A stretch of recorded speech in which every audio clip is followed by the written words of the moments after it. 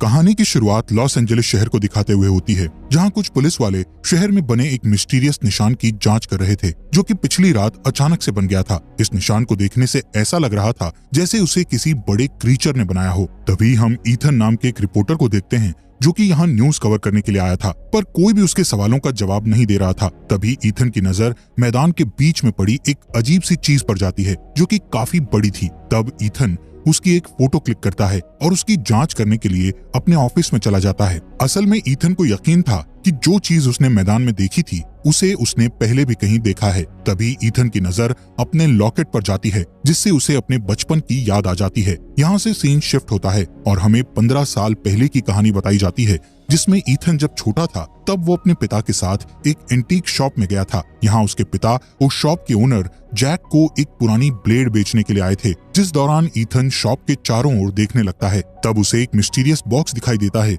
जो कि ईथन के आने से अपने आप खुल जाता है। बॉक्स के खुलने पर उसके अंदर से एक चमकीली रोशनी आती है। तब ईथन उस बॉक्स में वही निशान देखता है जो कि उसने मैदान पर देखा था। यहाँ जैसे ही जैक उस बॉक्स को खुला देखता है, तो वो हार्ट अटैक का नाटक करके ईथन के पिता को हेल्प के लिए बाहर भेज देता है, क्योंकि उसे ईथन के साथ अकेले में कुछ बात करनी थी। इसके बाद जैक ईथन के पास आता है और उसे कोरिया की प्राचीन कहानी बताते हुए कहता है कि स्वर्ग में इमोगी नाम के सांप थे, जो कि दुनिया की रक्षा करते थे और हर 500 साल में इमोगी को उनके कामों के लिए इनाम दिया जाता था। साथ ही उन्हें एक ड्रैगन में बदलने का मौका भी मिलता था, लेकिन ड्रैगन में बदलने के लिए उन्हें यूहीजू नाम की पावर की जरूरत पड़ती थी, जो कि उन्हें हर 500 साल में स्वर्ग के शासकों द्वारा दी जाती थी। पर इन अच्छे सांपों के बीच बुराकी नाम का एक बुरा सांप भी था, जिसने स्वर्ग की पावर को चुराने की कोशिश की थी। इसलिए उसे रोकने के लिए स्वर्ग के शासकों ने उस पावर को कोरिया में छुपा दिया था। यहाँ से सीन 1507 के समय के कोरिया को दिखाते हुए शिफ्ट होता है, जहाँ एक गांव के लीडर के घर पर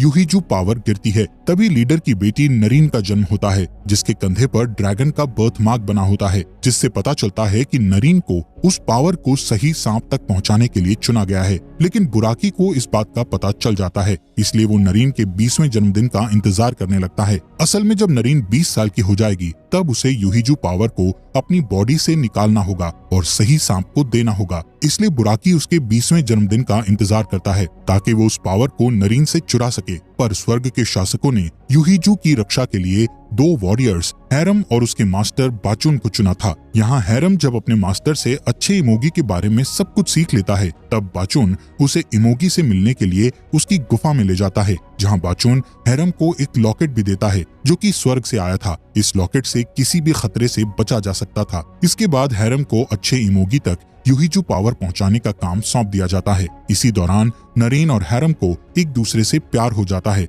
और वो दोनों एक साथ काफी समय बिताते हैं। पर जब नरीन 20 साल की होती है, तब बुराकी नरीन को लाने के लिए अपनी एटॉक्स नाम की सेना को भेज देता है। उसकी सेना काफी बड़ी थी, जिसमें काफी शक्तिशाली जानवर मौजूद थे, जिसे इविल जनरल संभालता था। ये सेना नरीन के गांव में आकर सब कुछ तबाह करने लगती है, जिसके बाद एटॉक्स सैनिक उस गांव की हर एक लड़की के कंधों की जांच करने लगते हैं। तब एक औरत अपनी जान बचाने के लिए उन्हें नरीन के बारे में बता देती है, इसलिए सैनिक नरीन के घर पर चले जाते हैं और उसके पिता को मार डालते हैं, जिससे नरीन घर के बाहर आ जाती है। तब सैनिक उसके कंधे पर ड्रैगन का निशान चेक करते हैं और उसे तुरंत अपने साथ ले जाते हैं। पर रास्ते में नरीन को बचाने के लिए बाचुन और हैरम आ जाते हैं और सैनिकों पर हमला कर देते हैं। इस बीच हैरम नरीन को लेकर वहां से भाग जाता है, जबकि बाचुन अकेले ही उन सैनिकों से लड़ाई करता है। इधर हैरम नरीन को इमोगी की गुफा में ले जाता है, जहां वो नरीन को दर्द में देखकर अपनी ड्यूटी छोड़ने का फैसला करता है। इसलिए वो बाचुन के दिए उस लॉकेट को फेंक देता है और नरीन को लेकर वहां से भाग जाता है। दूसरी ओर बाचुन उस लॉकेट को देखकर समझ जाता है कि हैरम नरीन का बलिदान देने की बजाय उसे लेकर भाग गया है। असल में नरीन को इमोगी के लिए अपना बलिदान देना था, ताकि इमोगी को उसके अंदर रखी पावर मिल सके। लेकिन हैरम नहीं चाहता था कि नरीन की डेथ हो, इसलिए वो सब कुछ छोड़कर वहां से भाग गया था। खैर, उन दोनों को बुराकी ढूंढ लेता है और उनका पीछा करके उन्हें एक चट्टान पर घेर लेता है। तब उस पावर को बचाने के लिए हैरम और नरीन उस चट्टान से नीचे कूदकर अपनी जान दे देते हैं। यहाँ से सीन वापस फ्लैशबैक पर शिफ्ट होता है, जहाँ जैक ईथन को वही लॉकेट देता है जो कि बाचुन ने हैरम को दिया था। यहाँ पता चलता है कि ईथन हैरम का पुनर्जन्म था, जबकि जैक बाचून का पुनर्जन्म होता है। खैर, जैक ईथन से कहता है कि हमें हमारी ड्यूटी करने के लिए दूसरा मौका मिला है, इसलिए तुम्हें सेरा नाम की लड़की की तलाश करनी होगी, जो कि नरीन का पुनर्जन्म है, और सेरा का जन्म भी ड्रैगन के निशान के साथ हुआ है, इसलिए तुम्हें उसे ढूंढने में आसानी होगी। इसी के साथ सीन प्रेजेंट में शिफ्ट होता है, जहां ईथन को जैक की सुनाई पूरी कहानी याद आ जाती है, इसलिए वो अपने दोस्त ब्रूस को सेरा के बारे में जानकारी निकालने के लिए कहता है, जिस पर ब्रूस बताता है कि उसे जानकारी निकालने में समय लगेगा, क्योंकि सेरा नाम की ऐसी कई लड़कियां होंगी जिनके कंधे पर टैटू बना हुआ है। इसी बीच FBI अपनी लैब में उस मिस्टीरियस निशान के बारे में पता लगाती है, जिससे उन्हें पता चलता है कि उनके शहर में एक अजीब क्रीचर आया है। इसके बाद हम सेरा को देखते हैं, जो कि एक जिम में होती है, जहां वो अपनी फ्रेंड ब्रेंडी के साथ टीवी पर न्यूज देख रही होती है, जिस दौरान वो न्यूज पर उसी निशान को देखती है जो कि ईथन ने देखा था। इस निशान को देखकर सेरा बहुत डर जाती है, इसलिए वो जल्दी से अपने घर भाग जाती है, जहां वो एक किताब को ढूंढती है और उसके पेजेस को दीवार पर लटका देती है। असल में ये किताब पुराने मंत्रों की थी, इसलिए उसने खुद को बचाने के लिए उस किताब के पेजेस को दीवार पर लगा दिया था। थोड़ी ही देर बाद ब्रेंडी उसके पास आती है, तब सेरा उससे कहती है कि कुछ बुरा होने वाला है, पर ब्रेंडी को उसकी कोई भी बात समझ नहीं आती, इसलिए वो सेरा का मूड ठीक करने के लिए उसे बाहर चलने का कहती है। इसके बाद वो दोनों एक बार में जाते हैं, लेकिन यहाँ सेरा का मूड ठीक नहीं होता है और उसे काफी डर लग रहा होता है, इसलिए वो बार से जाने का फैसला करती है। तब रास्ते में कुछ लड़के सेरा को परेशान करने की कोशिश करते हैं, जिस दौरान वहाँ एक आदमी आता है जो उन लड़कों को पीटकर सेरा को बचा लेता है और वहाँ से चला जाता है। इसके बाद हम शहर के जू को देखते हैं, जहाँ के केयर टेकर बेलफोंट को जू से कुछ अजीब सी आवाज सुनाई देती है, इसलिए वो चेक करने के लिए जाता है। तब उसे पता चलता है कि एक बड़े से सांप ने हाथी को मार डाला है। ये देखकर बेलफोंट बुरी तरह डर जाता है और वहाँ से भाग जाता है। असल में ये बुराकी था, जो कि सेरा के लिए पृथ्वी पर आया था, यानी कि कहानी की शुरुआत में हमने जिस अजीब से निशान को देखा था, वो बुराकी के पृथ्वी पर गिरने के कारण आया था। खैर, बेलफोंट के भागने के बाद बुराकी भी वहाँ से निकल जाता है। इसी दौरान हम एटॉक सेना के इविल जनरल को जू में देखते हैं, जो कि किसी चीज की तलाश में वहाँ आया हुआ था, लेकिन जब उसे वहाँ कुछ नहीं मिलता तो वो वहाँ से चला जाता है। इसके बाद हम सेरा को देखते हैं, जो कि पुलिस के पास जाकर अपने साथ हुई घटना के बारे में बताती है। साथ ही उस अनजान आदमी के बारे में भी बताते हुए कहती है कि उस आदमी ने अकेले ही 3 लोगों को हवा में उछाल दिया था, पर पुलिस वाले को सेरा की बात पर विश्वास नहीं होता है। लेकिन वहाँ खड़े एक जर्नलिस्ट को सेरा की स्टोरी अच्छी लगती है, इसलिए वो सेरा की फोटो लेकर उसका इंटरव्यू लेने लगता है। अगली सुबह हम ईथन को देखते हैं, जो कि जैक को ढूंढने के लिए उसकी शॉप पर जाता है, लेकिन उससे जैक की जगह इविल जनरल मिलता है, जो ईथन को बताता है कि जैक यूहीजू पावर को ढूंढने गया है। ईथन उससे कुछ पूछता कि तभी वो अचानक से अपने ऑफिस में पहुंच जाता है। यहाँ ईथन को लगता है कि उसने कोई सपना देखा है, लेकिन असल में ये सपना नहीं था, बल्कि इविल जनरल ने अपनी पावर से उसे ऑफिस में भेज दिया था। खैर, तभी ईथन का कोवर्कर ऑफिस में आता है। ये वही लड़का था जिसने पुलिस स्टेशन में सेरा का इंटरव्यू लिया था। वो लड़का सभी को सेरा के बारे में बताता है, जिससे ईथन को डाउट होता है, इसलिए वो सेरा की फोटो देखता है, जिससे वो समझ जाता है कि ये वही सेरा है जिसे वो ढूंढ रहा है। इसके बाद ईथन सेरा के एड्रेस का पता लगाने के लिए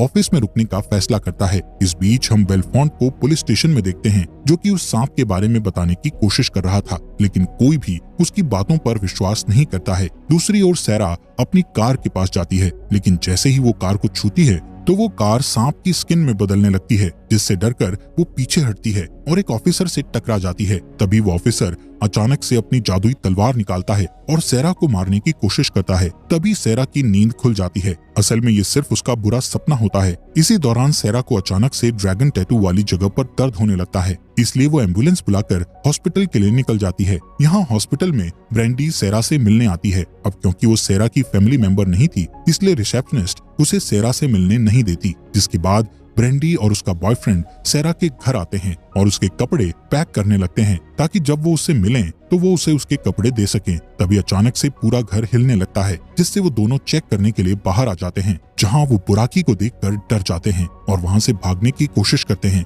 पर इविल जनरल उनके सामने आकर उनका रास्ता रोक लेता है। इसके बाद बुराकी ब्रेंडी को सेरा समझकर उस पर हमला करता है, पर उसे पता चल जाता है कि वो सेरा नहीं है, इसलिए वो ब्रेंडी को मारकर उसे पूल में फेंक देता है। अगली सुबह सेरा हॉस्पिटल के रूम से निकलने की कोशिश करती है, तब उसे पता चलता है कि उसके रूम का गेट लॉक है और बाहर एक गार्ड खड़ा हुआ है, जिससे सेरा को गुस्सा आता है और वो चिल्लाने लगती है। तब गार्ड और नर्स मिलकर उसे शांत करने लगते हैं। इसी बीच ईथन को सेरा की प्रोफाइल मिल जाती है। तभी उसके पास एक कॉल आता है जिसमें उसे एक मर्डरर की न्यूज को कवर करने को कहा जाता है। तब ईथन को पता चलता है कि मर्डर की लोकेशन सेरा का घर है, इसलिए वो जल्दी से वहां जाता है, जहां उसे पता चलता है कि मर्डर सेरा का नहीं बल्कि उसकी फ्रेंड का हुआ है। इसके बाद ईथन को सेरा के एक पड़ोसी से पता चलता है कि सेरा ने बहुत ही बड़ा सांप देखा था। साथ ही उसे पता चलता है कि सेरा इस समय हॉस्पिटल में है, इसलिए ईथन जल्दी से हॉस्पिटल में जाता है, जहां रिसेप्शनिस्ट उसे बताती है कि सेरा को अलग कर दिया गया है क्योंकि उसके कंधे पर जो निशान है उससे इन्फेक्शन फैल सकता है।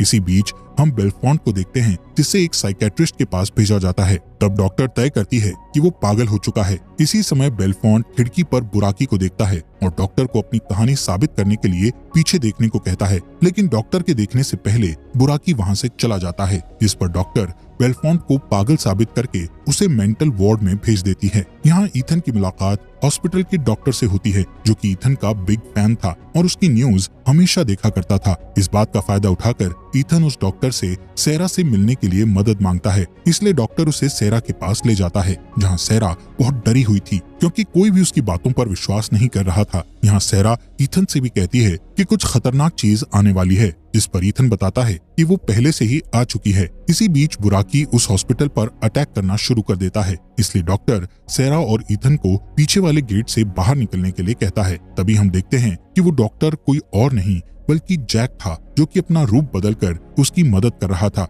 खैर, ईथन और सेरा पार्किंग में जाकर ब्रूस की कार में बैठ जाते हैं। तब बुराकी उनका पीछा करता है, लेकिन ब्रूस अपनी कार को हाई स्पीड में चलाकर बुराकी को पीछे छोड़ देता है। कुछ दूर जाने के बाद ब्रूस गलती से किसी आदमी को टक्कर मार देता है। तब ईथन उस आदमी को देखकर पहचान जाता है कि वो इविल जनरल है, क्योंकि उसने उसे सपने में देखा था। असल में इविल जनरल यहाँ सेरा को पकड़ने के लिए आया था, जिस पर ब्रूस उसे गोली मारने की कोशिश करता है और ईथन उसे लकड़ी के टुकड़े से मारता है, लेकिन कवच के कारण इविल जनरल को कुछ भी चोट नहीं लगती है। तभी ब्रूस इविल जनरल की तलवार चुरा लेता है, पर वो तलवार अपने आप म्यान में चली जाती है क्योंकि ब्रूस उस तलवार का मालिक नहीं था। इसके बाद जनरल ब्रूस को जादू के झटके से मारता है और फिर सेरा के पास आता है। तभी अचानक से एक कार तेजी से आकर इविल जनरल का एक्सीडेंट कर देती है। इस कार में एक लेडी होती है जो कि ईथन और सेरा की मदद करते हुए उन्हें वहां से दूर ले जाती है। यहाँ बुराकी अपनी बाकी एटॉक सेना को बैकअप के रूप में बुलाने का फैसला करता है। इसी बीच शहर में हो रही अजीब घटनाओं के कारण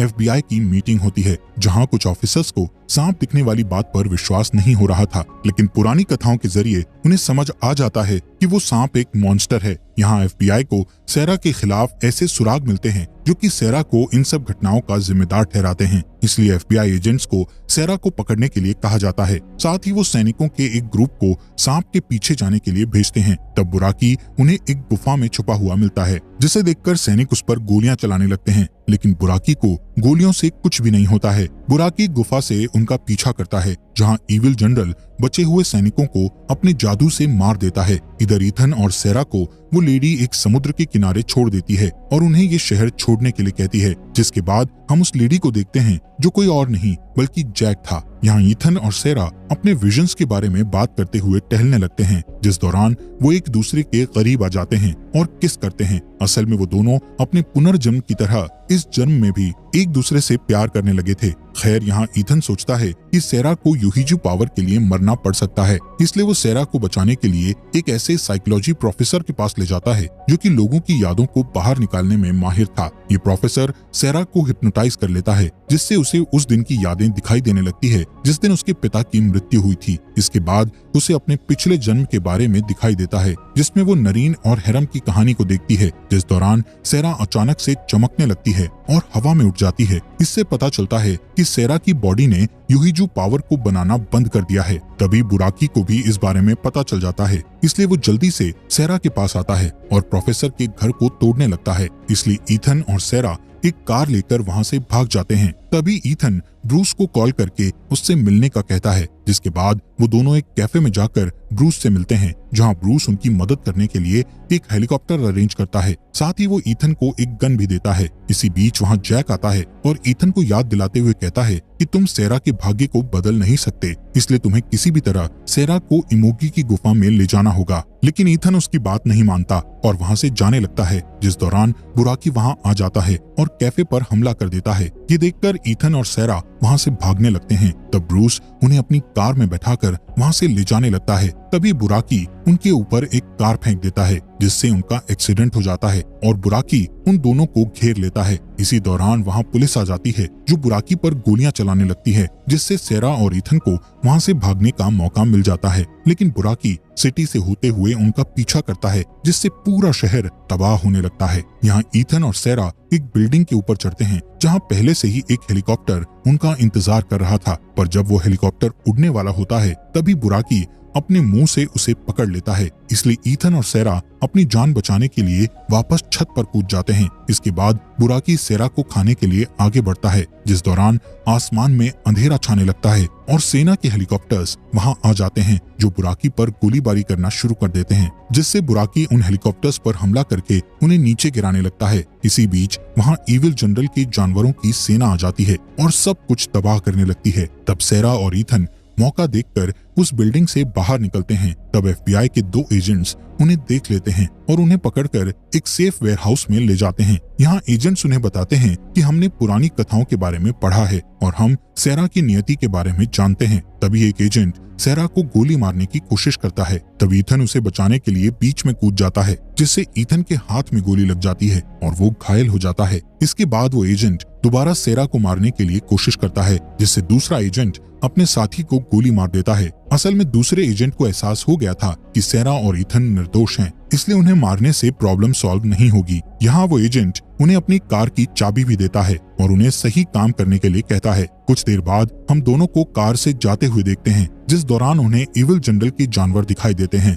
तभी वो जानवर उनके ऊपर आग के गोले से हमला करने लगते हैं, जिससे उनकी कार का एक्सीडेंट हो जाता है और वो दोनों बेहोश हो जाते हैं। इसके बाद जब ईथन की आंख खुलती है, तो वो खुद को बुराकी के बिल में एक खंबे से बंधा हुआ पाता है। यहाँ सेरा को बुराकी के लिए बलि देने के लिए लाया जाता है। लेकिन जब बुराकी सेरा को खाने के लिए आगे बढ़ता है, तब ईथन जोर से चिल्लाने लगता है, जिससे उसके लॉकेट में पावर आ जाती है और इस पावर से एटॉक सेना खत्म हो जाती है। साथ ही बुराकी भी इस पावर से बेहोश हो जाता है और ईथन का लॉकेट उस रस्सी को तोड़ देता है, जिसके बाद ईथन इविल जनरल को मारने के लिए दौड़ता है। लेकिन इविल जनरल अपनी स्किल्स से ईथन पर हावी होने लगता है। पर जब वो ईथन को मारने वाला होता है, तब गलती से उसकी तलवार ईथन के लॉकेट से टकरा जाती है, जिसकी पावर से इविल जनरल भी मारा जाता है। इसी बीच बुराकी को होश आ जाता है और वो ईथन को उठाकर फेंक देता है। लेकिन तभी वहां अचानक इमोगी आ जाता है, जो कि बुराकी से लड़ने लगता है। इधर ईथन सेरा को वहां से लेकर भागने का सोचता है, लेकिन तभी सेरा देखती है कि अच्छा इमोगी हार रहा है, इसलिए वो अपने भाग्य को स्वीकार करते हुए युहिजू पावर को बाहर निकालती है और उसे अच्छे इमोगी के पास भेज देती है, जिसे खाने के बाद इमोगी एक महान ड्रैगन में बदल जाता है और उसके पास नई पावर्स आ जाती है, जिनकी मदद से वो आसानी से बुराकी को हरा देता है और एक आग के गोले से उसे हमेशा के लिए मार डालता है। इधर सेरा के अंदर से पावर जाने के बाद उसकी डेथ हो चुकी थी, जिससे ईथन बहुत दुखी होता है। तभी इमोगी उसके पास आता है और युहिजू पावर को थोड़ी देर के लिए बाहर निकाल लेता है, जिससे सेरा की आत्मा वहां दिखाई देती है, जो ईथन से कहती है कि मैं तुमसे बहुत प्यार करती हूँ और एक दिन हम जरूर मिलेंगे। जिसके बाद सेरा युहिजू का हिस्सा बन जाती है और इमोगी उसे उठाकर स्वर्ग में ले जाता है। तभी हम इमोगी के आंखों में आंसू देखते हैं, जिससे पता चलता है कि सेरा अब इमोगी में बदल चुकी है। यहाँ ईथन जब पीछे की ओर मुड़ता है, तो उसे जैक दिखाई देता है, जो कि उससे सही काम करने के लिए बधाई देता है और फिर जैक की आत्मा भी गायब हो जाती है और इसी के साथ ये अमेजिंग मूवी यहीं पर खत्म हो जाती है। दोस्तों, अगर आपको ये वीडियो अच्छी लगी हो तो प्लीज इस वीडियो को लाइक और हमारे मिस्ट्री एक्सप्लेन चैनल को सब्सक्राइब कर लीजिए।